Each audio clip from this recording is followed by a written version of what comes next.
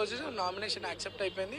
3 సెట్లు వేసిన 3 సెట్లు కూడా యాక్సెప్ట్ అయిపోయింది. అంటే బీఆర్ఎస్ పార్టీ అభ్యర్థిని ఇబ్బంది పెట్టాలని మీరు మీ స్వతంత్ర అభ్యర్థుల ద్వారా మీరు ఎన్నో ఎలిగేషన్స్ పెట్టించేసి ఉదయంకెళ్ళి ఎక్కడికి పోకుండా ఇక్కడే ఆపించారని చెప్పి వాళ్ళ ఆరోపణ. నామినేషన్ అఫిడవిట్ గురించి నేను ఉన్నాను, కాకపోతే సీరియల్ నెంబర్ లేట్ ఉండే.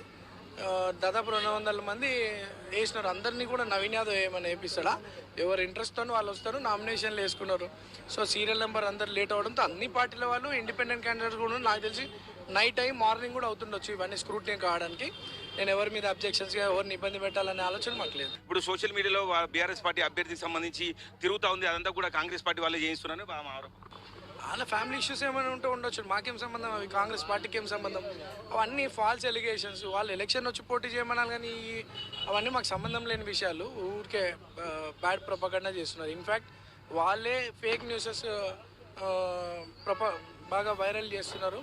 నేనేదో మైనార్టీలని ఏదో అన్నట్టు ఫేక్గా అన్నీ అట్లా చేస్తున్నారు. దాని మీద మేము లీగల్ యాక్షన్ కూడా కంప్లైంట్స్ ఇచ్చి ఎఫ్ఐఆర్ కూడా బుక్ చేయించినాం. ఎవరైతే ఆ ఫేక్ న్యూసెస్ని స్ప్రెడ్ చేస్తున్నారో వాళ్ళని ఐడెంటిఫై చేయాలని చెప్పి మేము కంప్లైంట్స్ చేయడం కూడా జరిగింది.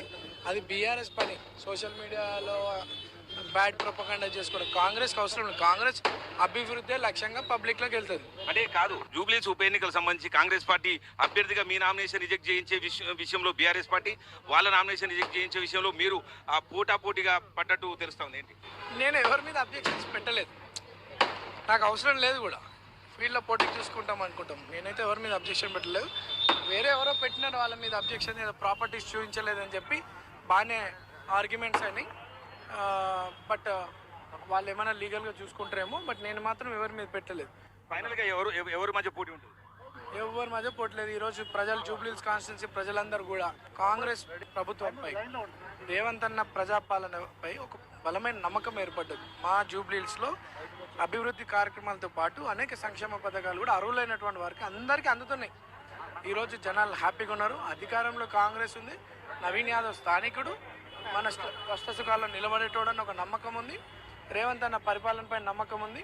ఇవన్నీ కూడా ప్రజల్లో ఒక నమ్మకం ఏర్పడ్డది బలంగా.